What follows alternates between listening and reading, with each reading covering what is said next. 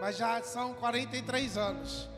E o pastor Rafael já esteve comigo no ministério e eu não me recordava dele. Me lembro do varão do Corinho de Fogo. Amém? Eu quero chamar o nosso evangelista Leonardo para estar fazendo essa oração aqui pelo servo do Senhor. Rapaz, mas o homem está todo assembleando. Eu hoje vim de worship, mas amanhã eu vou estar com a gravata e o sapato para dar um bico no cão. Amém? Glória a Deus. Crê nisso, tu, profeta? Ah, então pronto. Amém. Igreja, estenda a mão para cá. Vamos interceder pelo nosso profeta. Senhor Deus e Pai, Deus querido, o Senhor sabe, meu Deus, tudo que o teu servo preparou, tudo aquilo que, meu Pai, ele colocou nos teus corações, meu Pai, para que traga para nós, meu Pai, a tua palavra. Deus querido, que venha transmitir, meu Pai, através dele, meu Deus, aquilo que o Senhor quer falar com a tua casa. Não aquilo que ele quis trazer, nem aquilo que nós queremos ouvir. Mas, Deus querido, aquilo que seja necessário, meu Pai, o Senhor falar conosco, meu Pai. Dá para ele fidedignamente, meu Deus, toda a tua mensagem, toda a tua palavra, e que nós possamos, meu Deus, sair daqui impactados pela tua palavra. Usa o teu servo como canal de bênção sobre nossas vidas. É o que nós te pedimos nessa noite, em nome de Jesus. Amém. Aleluia. Amém. Aproveitamos que todos temos Bíblia. Todos têm Bíblia. Então, amém? Glória a Deus. Salmo de número 137. Enquanto você procura, queria externar minha gratidão a Deus pela oportunidade de trazer essa palavra nessa noite, ao convite do meu amigo pastor Roberto Martins. Partilhamos o mesmo apelido. Sou Martins também, Rafael Martins. E nessa noite estou aqui como filho do rei, filho daquele que tem a palavra. Eu só sou mensageiro. Se a palavra estiver ruim, reclama com o dono, tá bem? Não bata no garçom, reclame com aquele que preparou. Nessa noite a palavra é para nós. Deus colocou no meu coração essa palavra e essa palavra é para nós. E eu vim trazer, seja mel ou seja fel, mas é aquilo que Papai do Céu quer falar com o nosso coração. Amém? Salmo de número 137 diz assim: junto aos rios da Babilônia nos assentamos e choramos, lembrando-nos de Sião. Nos salgueiros que há no meio dela, penduramos as nossas harpas. Porquanto aqueles que nos levaram cativos nos pediam uma canção, os que nos destruíram que os alegrássemos, dizendo: cantai-nos um cântico de Sião. Mas como entoaremos o cântico ao Senhor em terra estranha? Se eu me esqueci de ti, ó Jerusalém, esqueça-se a minha destra da sua destreza. Amém? Continuando, Ezequiel número 1. Ezequiel capítulo de número 1.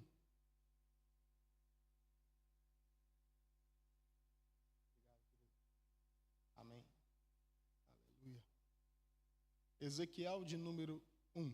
Diz assim a palavra do Senhor: e aconteceu que no 30º ano, no 4º mês, no 5º dia do mês, estando eu no meio dos cativos, junto ao rio Quebar, se abriu os céus e vi visões de Deus. Pode tomar o teu assento, glorificando ao Senhor. Louvado seja o nome do Senhor. Queridos, é uma honra grande trazer a palavra do Senhor, ministrar. É uma honra, uma vez mais, subir na tribuna e ser o mensageiro da palavra daquele que nos enviou. Assim como Isaías recebeu o convite e disse: eis-me aqui. Eu também recebi esse convite e disse: eis-me aqui. E nessa noite, nessa madrugada, todos que estão aqui, só estão aqui porque receberam um convite e disseram: eis-me aqui. Então nessa noite nós estamos aqui porque decidimos estar.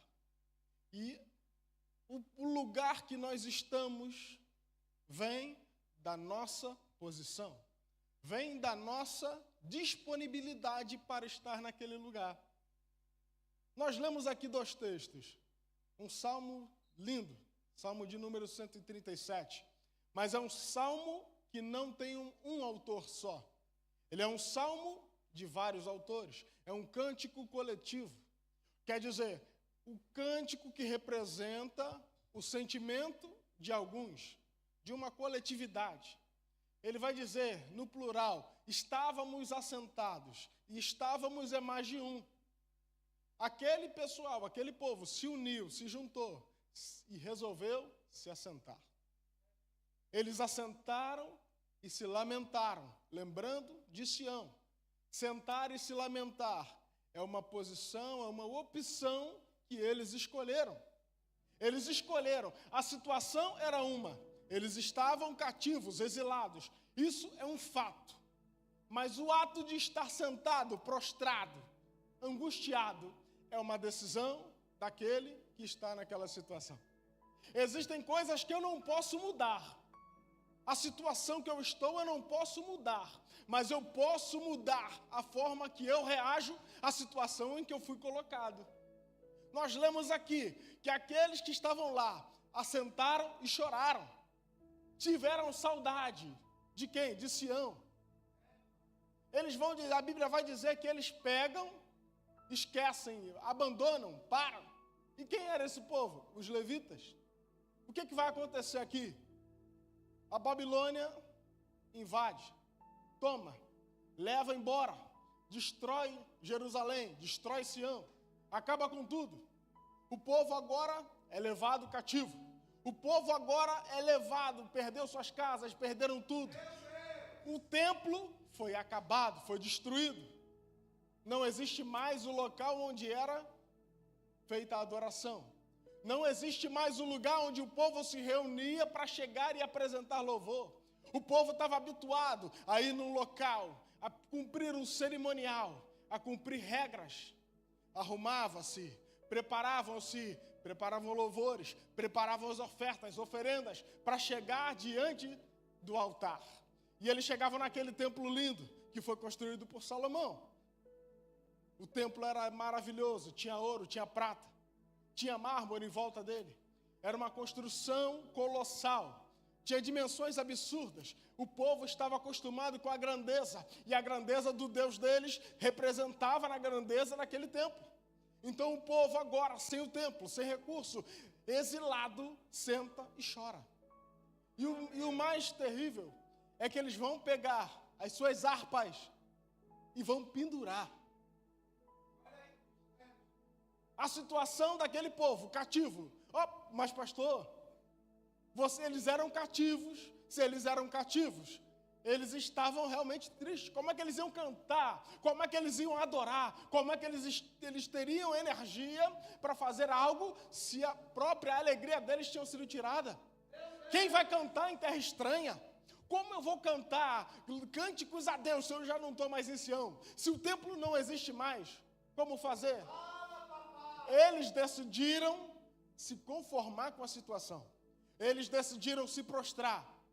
Mas aí nós vamos ver, numa outra situação, onde nós lemos em Ezequiel, capítulo 1, o chamado de Ezequiel. Ezequiel, filho de sacerdote. Ezequiel teria a função de ser sacerdote. Só que Ezequiel vai ter a função, vai ter um chamado no pior momento. Ele foi preparado uma vida inteira, 30 anos esperando para começar o seu ministério de sacerdote. Filhos de sacerdote, da linhagem sacerdotal, descendente de Arão. Tudo perfeito, aprendeu, chegou na vez dele. O templo não existe mais. O ministério acabou, antes mesmo de começar. Como é que alguém vai estar animado por isso? Mas aí é o que está, esse é o sentimento. A situação era a mesma, também estava exilado, também estava abandonado, também perdeu tudo. Perdeu o propósito da vida que ele havia sido preparado o tempo inteiro. 30 anos se preparando para ser sacerdote. Já não tem mais como ser sacerdote. Só que no meio do caos, Deus traz uma nova oportunidade. O nosso Deus é um Deus de oportunidades. Ele cria oportunidade aonde não há possibilidade. Aonde nós não vemos saída, Ele faz um novo começo. E aquilo que era para ter sido um sacerdócio na vida de Ezequiel desolado, mas Ezequiel faz algo diferente. Enquanto os outros se sentam, abaixam a cabeça e lamentam, Ezequiel levanta e olha para cima. Ei, aleluia! Quem olha para cima vê aquilo que o outro não vê. Enquanto você está olhando para baixo, você vai ver a tua situação, você vai ver o teu problema. Mas quando Ezequiel olha para cima, o céu se abre para ele. O céu abriu, porque ele olhou para cima. Quem olha para cima vê coisas sobrenaturais. Quem olha para cima vê resposta. Quem olha para cima vê novo começo. Quem olha para cima vê novo chamado. Ezequiel foi chamado como sacerdote, mas quando ele olhou para cima, Deus chamou ele, olhou para cima, ele vai ter visões do céu. E na visão do céu, Deus o chama agora como profeta. Ei, mas eu sou sacerdote, eu quero você como profeta, porque aquilo que tinha acabado eu faço um novo começo. O nosso Deus é um Deus que faz novos começos. Deus agora dá um novo começo para Ezequiel, como profeta. Pastor, mas ele não deveria ter estudado para ser profeta? Ele não deveria ter passado pela academia de profetas? Ele não deveria ter primeiro servido como moço de alguém? Provavelmente aos pés de Isaías, aos pés de Jonas. Provavelmente, Ezequias, o rei poderia ter determinado algum outro profeta para ajudar, talvez Amós, Obadias, não sei. Era uma escola, tinha que seguir um rito, tinha uma sequência, tinha os passos a serem dados. Só que Deus não está preocupado com a sequência lógica humana. Aquilo que ele faz é para confundir a humanidade, porque o que ele tem é muito maior, é muito melhor. Enquanto outros olhavam para ele e diziam, você não tem capacidade, tu era para ser sacerdote. Já não tem mais templo, desiste, não faz nada. Ele está dizendo, eu não estou nem preocupado contigo, eu estou olhando para cima. Mas Ezequiel, eu estou olhando para cima. Ei, se você estivesse vendo o que eu estou vendo, você olhava para cima também. Se você estivesse olhando para onde eu estou olhando, você ia ver aquilo que eu estou vendo. E o que você está vendo, Ezequiel? Eu estou vendo o céu aberto. Mas por que isso? Agora vamos trazer o contexto. Eles estavam exilados. Exilado é o quê? Levado para fora da sua terra. Eles não eram imigrantes por vontade, assim como nós somos aqui. Nós escolhemos estar aqui. Nós escolhemos estar aqui. Somos imigrantes por opção. Eles não. Eles perderam suas casas, foram levados. Aqueles que tinham status, aqueles que faziam parte da realeza, aqueles que haviam estudado, eles foram levados para onde? Para dentro do palácio. Dentro desse palácio, dentro desse cenário, se destacam 4 jovens: Daniel, Ananias, Misael e Azarias. Foram levados e eles vão servir a Nabucodonosor lá no palácio. Mas tem gente que foi chamado para servir do lado de fora, no exílio. Tem gente que vai ser chamado para servir no palácio, mas tem gente que vai ser chamado para servir do lado de fora. Esteja no lugar onde Deus te colocou e faça aquilo que Ele te mandou, aquilo que Ele te confiou. Esteja no local onde Ele te colocou, mas não olhe para a circunstância. Porque nós vimos aqui 2 grupos, uns que largaram, uns que abandonaram, uns que olharam para baixo, e nós vimos aqui um que olhou para cima. Quando esses outros vão para lá, vão servir dentro do palácio, aqueles que tinham dinheiro, aqueles que tinham posses, vão ser realocados para dentro da cidade. Aqueles que eram comerciantes, aqueles que viviam, tinham suas rendas, tinham suas terras, eles foram com o seu prestígio e eles agora aprenderam a servir dentro da Babilônia. Uns foram para o palácio, outros foram para dentro da cidade. Mas aquele que não tinha nada, aquele que a família não tinha posses, aquele que não tinha muito estudo, principalmente aqueles que viviam do templo, que viviam da adoração, aqueles que serviam, os levitas, que é o grupo que nós lemos aqui no Salmo 137, os sacerdotes, os profetas, esses não tinham posses, porque quem serve a Deus não serve pelas coisas materiais, serve por aquilo que Ele é. Igreja não é para enriquecer ninguém. A igreja não é para coisas terrenas, a igreja é para coisas celestes.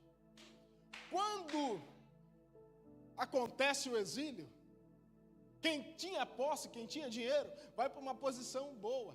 Mas aquele que servia lá ficou sem nada, porque o povo não tinha parte da terra.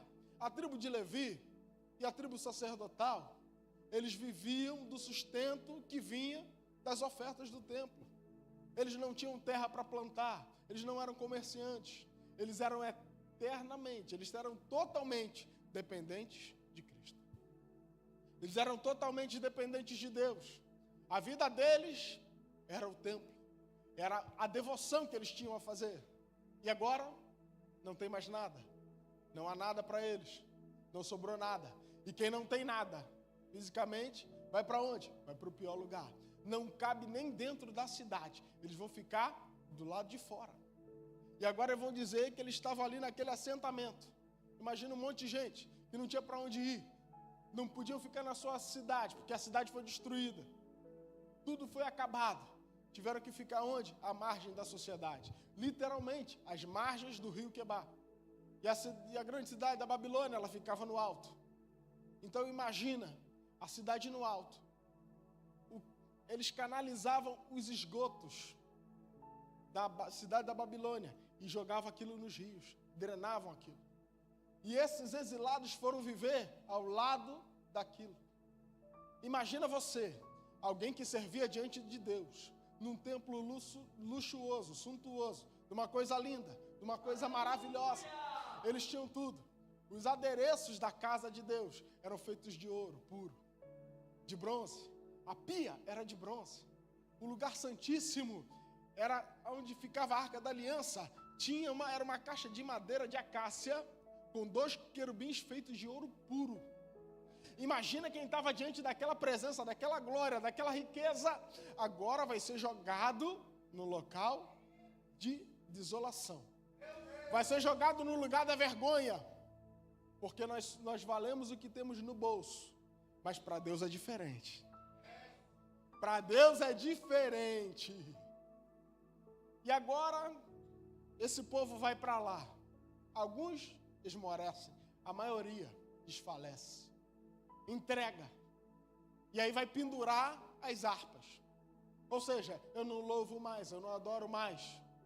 Eu não tenho mais aquilo, eu não tenho mais força, eu não tenho mais alegria, eu não tenho mais nada. Então, até aquilo que eu tinha, aquilo que Deus me confiou, ele foi lá e pendurou.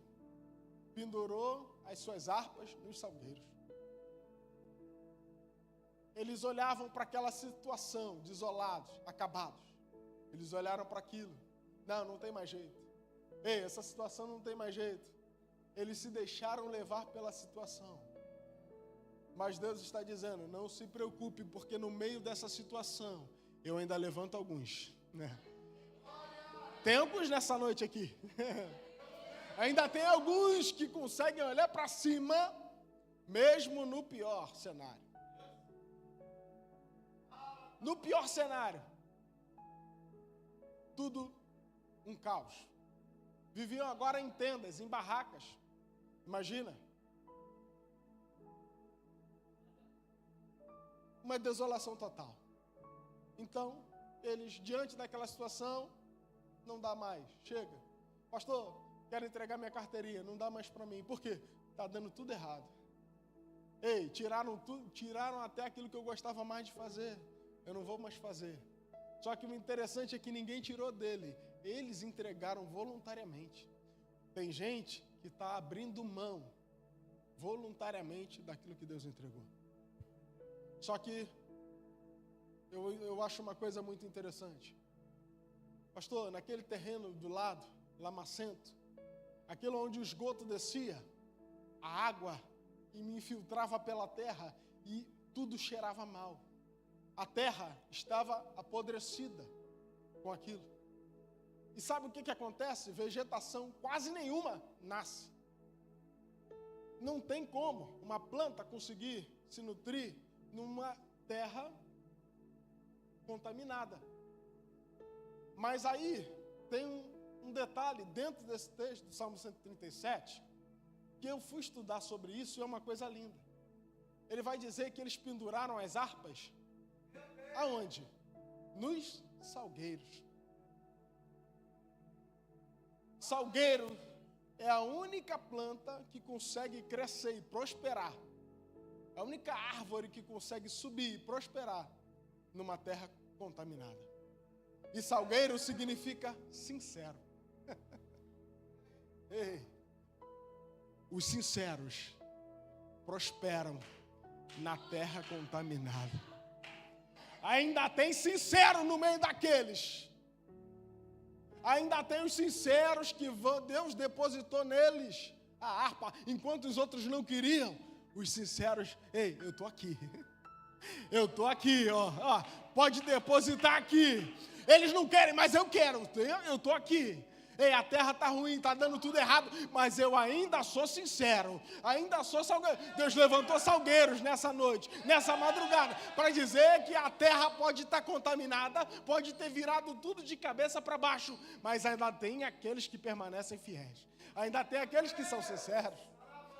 Aqueles sinceros vão permanecer e vão prosperar onde ninguém mais prospera. E sabe como é que eles fazem? Em silêncio.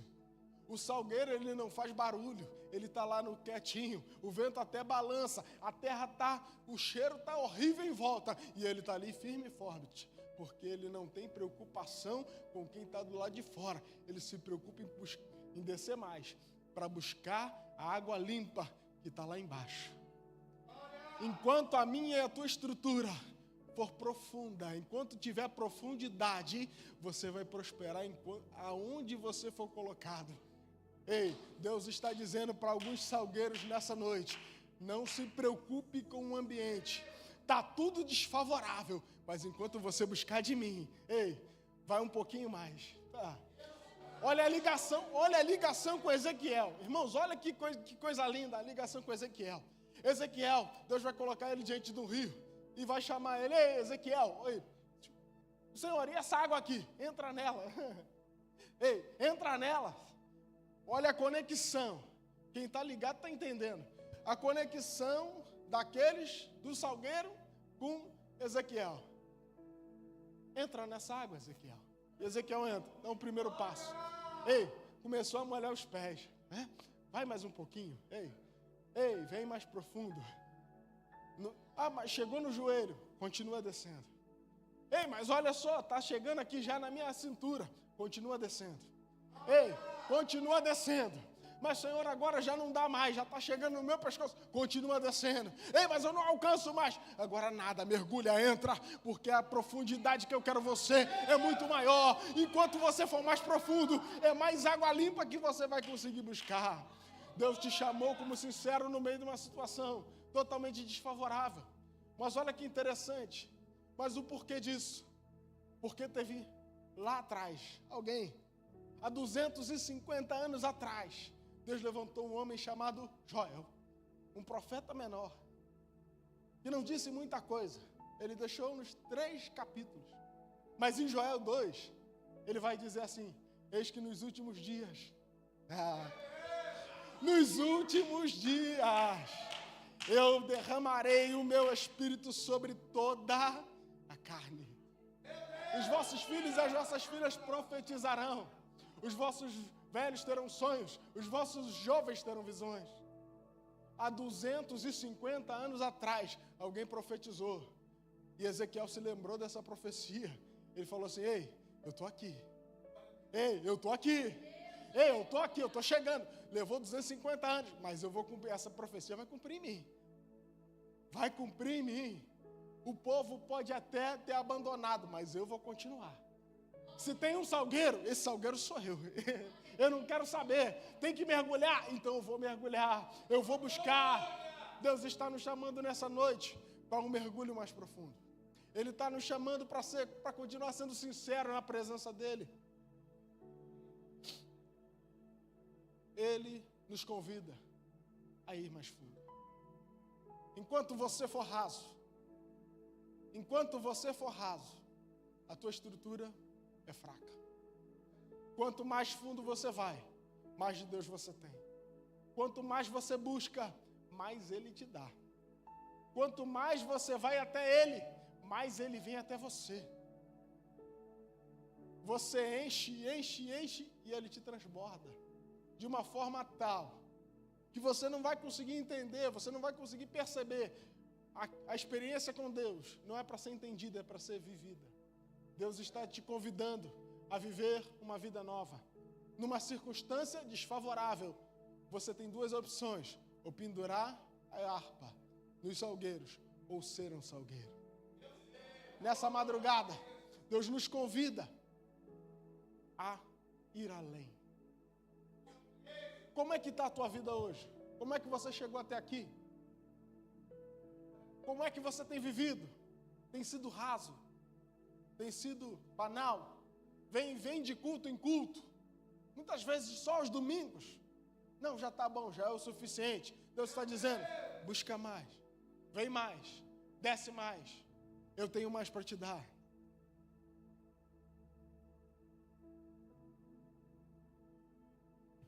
Bendito seja o nome do Senhor. Agora, Ezequiel, ele vê algo que ninguém viu. E ele começa a ter um chamado diferenciado. Quer viver algo que você nunca viveu? Comece a olhar para cima. Comece a buscar de Deus. Comece a entrar numa vida de constante oração, numa vida de constante busca. Quanto mais água você tem, mais estrutura você vai conseguir adquirir. Eu sou professor de biologia e a planta, ela precisa de duas coisas para sobreviver. Ela precisa da luz do sol, que é através da luz solar é que ela faz a fotossíntese. Ela transforma através da sua clorofila, o sol bate nela e ela vai fazer o processo de quebrar. Ela quebra a água, libera energia, libera o oxigênio, usa o carbono que está no gás carbônico. É assim que é o processo. E Deus, quando nos chama de salgueiros, Ele está dizendo assim, você precisa de duas coisas. Você precisa da água, que vai ser o catalisador para a produção dessa energia. E você vai precisar do sol. E interessante é que Deus, Ele se apresenta dessas duas formas. A Bíblia vai dizer que Ele é o sol da justiça. Você pode dar um glória a Deus? Deixa eu te contar uma história. Antigamente, quando se pegava um vaso para fazer, esse vaso tinha muito trabalho envolvido. Era um trabalho manual. Nenhum vaso era idêntico ao outro, porque não existiam formas. Eram feitos à mão. E o trabalho que era feito num vaso era tão importante e tão caro se fazer, que quando um vaso tinha defeito, ele tinha que ser quebrado, jogado fora, mas era tanto trabalho que havia sido investido naquele vaso, que o proprietário, aquele que fabricou, não queria jogar fora. E aí o que eles faziam? Eles pegavam cera e passavam no vaso para esconder a rachadura. Ele pegava aquele vaso de qualidade baixa, encerava ele e depois pintava, para poder vender como se fosse um vaso íntegro. Só que aí, aqueles comerciantes que conheciam, eles esperavam para negociar os vasos perto do meio-dia. Sabe por quê, pastor? Perto do meio-dia? Porque no meio-dia, o sol está no alto, está no seu auge. E eles pegavam o vaso e levantavam e colocavam diante do sol. Sabe por quê? Porque o sol da justiça revela aqueles que têm cera. Ei, aí ele dizia, esse vaso aqui eu não quero não, esse tem cera, eu quero o sincero, eu quero aquele que tem, aquele que não tem cera. Eu quero aquele que está íntegro. Não adianta você ter cera para poder parecer que é bonito. Você tem que ter integridade. Você precisa ser o vaso que diante do sol da justiça, que diante do sol do meio-dia, não apresenta cera. Tem que ser sincero. Deus te chamou para ser sincero. Não adianta você viver de qualquer maneira, botar um terno bonito, uma roupa bonita, andar bonito, falar bonito, pregar bonito e ser cheio de defeitos por dentro. Ele está dizendo, eu sou o sol da justiça e vou revelar aquele que tem cera e que não é. Eu quero conhecer, eu quero os verdadeiros sinceros. Não adianta. Ei, se você colocar uma água num vaso com cera, ela segura até um tempo. Mas depois de um tempo ela começa a vazar, porque a água começa a corroer, destruir a cera. Ei, ele é a água da vida. Você acha que você vai permanecer com água se tiver com cera? Ele só está procurando os sinceros. Não adianta você tentar se esconder, não adianta você tentar manipular. Você engana algumas pessoas durante algum tempo, mas ele conhece todas as coisas. Ele está procurando só os sinceros, não adianta. Ei, no meio da situação, no meio da dificuldade, ele não está preocupado. Você pode estar todo quebrado. Sabe por quê? Jeremias é o profeta chorão. Jeremias é contemporâneo de Ezequiel. Só que Ezequiel é exilado. Jeremias não, Jeremias está dentro da cidade. Aí Deus vai virar, vai falar assim, Jeremias, vai lá, desce. Aonde? A casa do oleiro. Porque lá eu te farei ouvir as minhas palavras. Tem vaso e tem tanta cera que o oleiro já não vale a pena fazer. Mas aquele vaso que reconhece a rachadura e quebra na mão do oleiro, ei, se você quebrar na mão do oleiro é fácil ele fazer outro. Agora se você quebrar na mão do mundo, você vai passar o ano inteiro, vários anos tentando catar os cacos e não vai chegar a lugar nenhum. O oleiro está te convidando aí na casa dele. Tá, olha, tira, não se preocupa não. Você está com rachadura? Vem sem cera. Vem sincero. Ei, deixa a rachadura expor aqui dentro. Porque na casa do oleiro tem conserto. Na casa do oleiro tem renovação. Tem reconstrução. Eu comecei dizendo aqui que o que parecia final, Deus faz um novo começo, não foi? Então, na casa do oleiro tem novo começo. Na casa do oleiro tem novo começo, porque Joel profetizou que os vossos filhos e vossas filhas profetizariam, mas eu derramarei do meu espírito sobre toda a carne. O espírito, que é representado pelo azeite, tem que ser guardado dentro do vaso, mas o vaso não pode ter cera, não pode ter rachadura, não pode estar quebrado. Parece que não tem conexão, mas quando a gente vai trazendo, vai juntando, vai dando liga, é uma coisa na outra. Às vezes você pode falar assim, poxa, o pastor foi de lá, foi para cá, mas você vai entendendo, no caminho você vai acompanhando. Eu sou igual um carro velho, como é devagarzinho, daqui a pouco a coisa vai esquentando e vai pegando.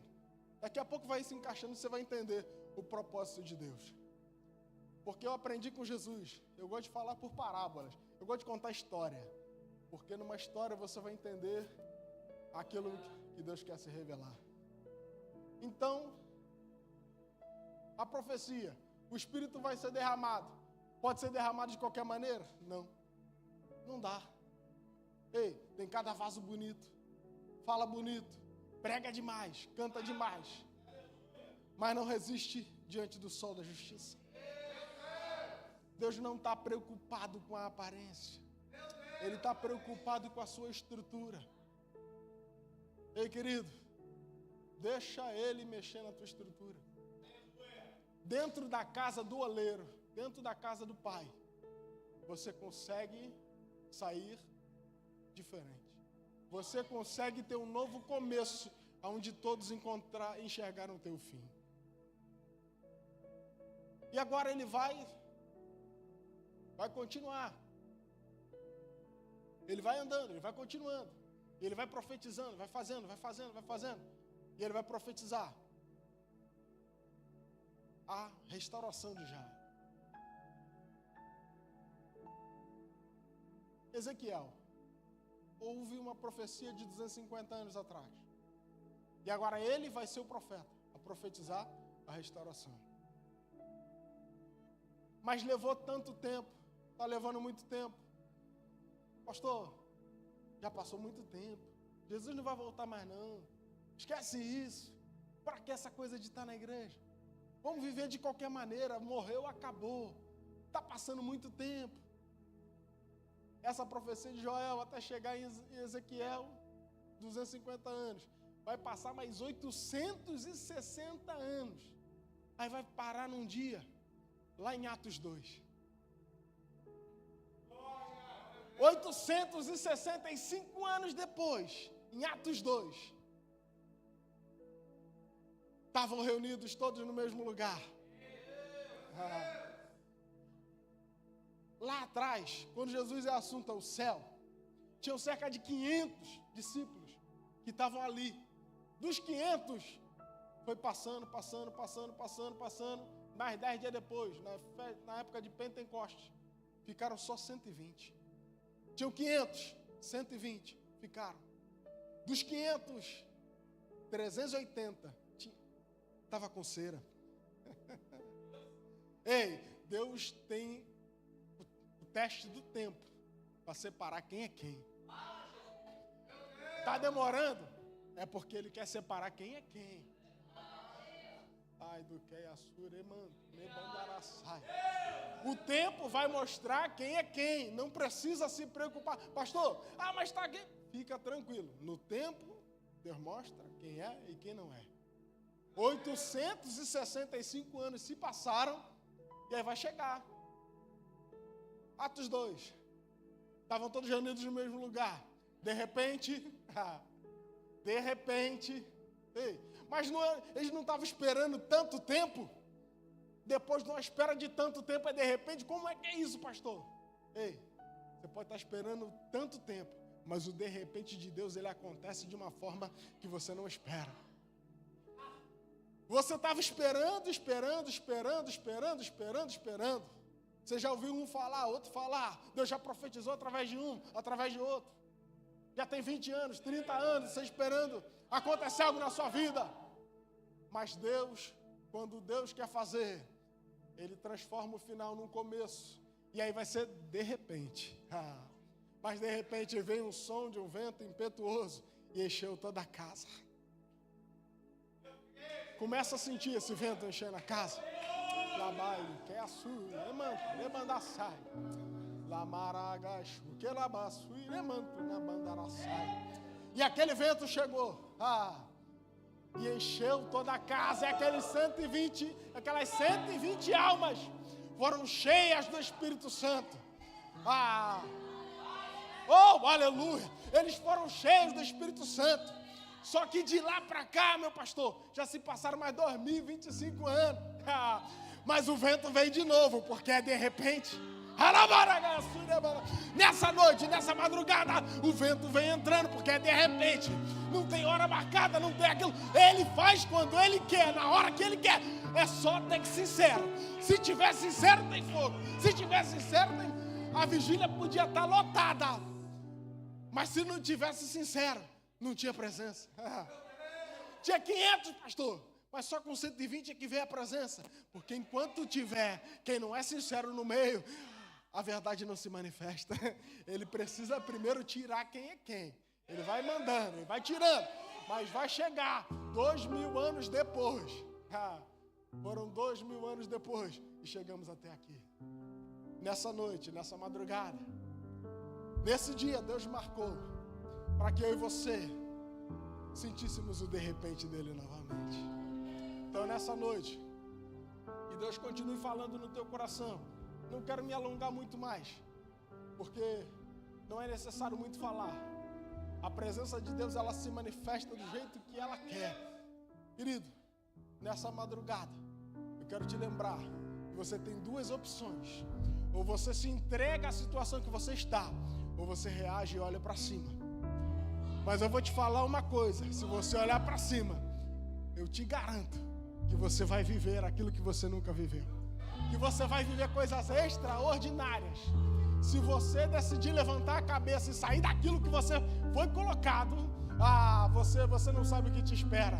O de repente de Deus vai bater com você e vai fazer coisas diferentes. De repente, no meio dirigindo o carro, você vai começar a falar em outras línguas. De repente, no trabalho durante o seu trabalho, você vai conversar com alguém. Quando você vê, vai estar chorando, vai estar cantando, vai estar fazendo coisa. Você vai começar a viver algo novo. De repente, você vai ser cheio do Espírito Santo.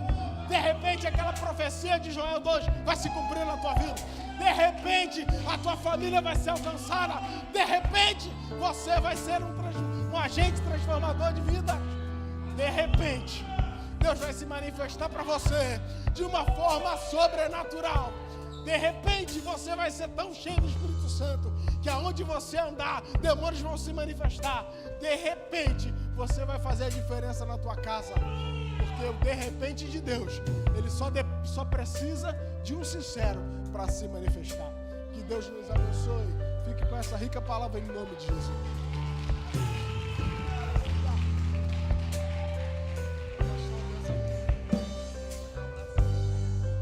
Glória a Deus, você pode ficar de pé? Que Deus abençoe a vida do nosso pastor Rafael, homem de Deus. Eu ouvi o Senhor, falando na boca do nosso querido pastor Rafael. Deus continue te conservando nessa simplicidade, Rafael. Que mensagem linda. Uma mensagem que falou de Cristo. Desde o Velho Testamento, trazendo para Cristo.